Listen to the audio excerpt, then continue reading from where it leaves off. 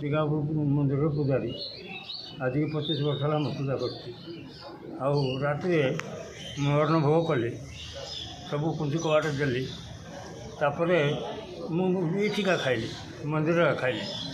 ଖାଇକିରି ଆଜି ଅଧଘଣ୍ଟା ବସିଲି, ତାପରେ ମୁଁ ଆମ ଘରକୁ ପଳେଇଲି। ଆଉ ତାପର ବିଷୟ ମୁଁ କିଛି ଆଉ ଜାଣିନି। ହେଲେ 5 ଆମେ ଶୋଇଛି ଘରେ। 5 ମୋତେ ଆମର ଉପେନ୍ଦ୍ର ପାଣିଗ୍ରାହୀ ଫୋନ୍ କଲେ।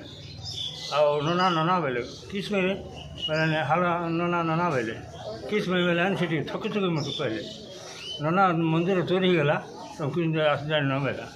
ଆରେ ବାବୁ ମୁଇଁ ତ ଘର ମନ୍ଦିର ଚାବି ପକେଇକିରି ମୁଇଁ ଆଇଲି, ମୁଇଁ ଆଉ କେମିତି ଜାଣିବି? ନାଇଁ ଚୋରି ହେଇଯାଇଛି, ତୁମେ ଆସ କହିଲେ। ମୁଁ ସେତେବେଳକୁ 4ଟା ବେଳକୁ ଆଇଲା ବେଳକୁ ଦେଖିଲି ସବୁ କୁଞ୍ଚି କବାଟ ଭଙ୍ଗା ହେଇଛି। ଆଉ କୁଞ୍ଚି ଖାଡ଼ି ମଧ୍ୟ ସେ ଭିତରେ ରଖା ହେଇଥିଲା। ସେ କୁଞ୍ଚି ଖାଡ଼ି ମଧ୍ୟ ମୁଇଁ ଆଉ ଦେଖିନି। କୁଞ୍ଚି ମଧ୍ୟ ତାଙ୍କେ କିଏ କାଢ଼ି ନାହାନ୍ତି, ସବୁ କବାଟ ଭାଙ୍ଗିକିରି କୁଞ୍ଚି ଭାଙ୍ଗି ଦେଇଛନ୍ତି। ଏତିକି ବିଷୟ ମୁଁ ଦେଖିଲି। ପରେ ଭିତରୁ ଗଲି, ମହାପୁର କ'ଣ ଅଳଙ୍କାର ଥିଲା ନେଲେ। ନେଲା ବେଳକୁ ପ୍ରାୟ 2 ତୋଳା ସୁନା ହେବ।